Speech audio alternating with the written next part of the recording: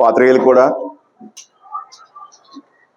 ఇక్కడ అటెండ్ అయిన ముఖ్య ఉద్దేశం ఏంటంటే మహాత్మా గాంధీ జాతీయ ఉపాధి పథకం. అంటే బీజేపీ గవర్నమెంట్ ఎలా ఉంటుందంటే కాంగ్రెస్ పార్టీని తుడిచేయాలి, వాళ్ళు చేసిన పనులన్నీ కూడా జనం మర్చిపోయేలాగా ఉండాలి అన్న ఒక దురుద్దేశం మీద పెట్టిన పథకం వందేళ్ళలో జీ రామ్జీ అని కొత్తగా పేరు పెట్టారండి. ఈ బీజేపీ గవర్నమెంట్కి కాంగ్రెస్ వాళ్ళు తిడతా పనిగా పెట్టుకున్నారు కాబట్టి అలాగే అంబేద్కర్ గారిని సాక్షాత్తు ఒక central home minister కించపరిచారండి.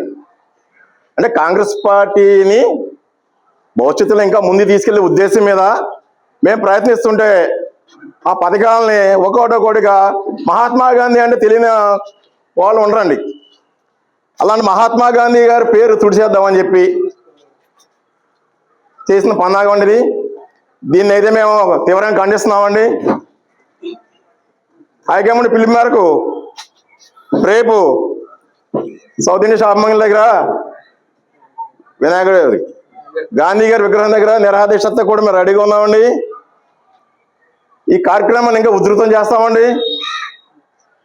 BJP government దిగొచ్చేదాకా కూడా మేము పోరాడతామని చెప్పి ఈ సభాముఖంగా తెలియజేస్తామండి. జై కాంగ్రెస్.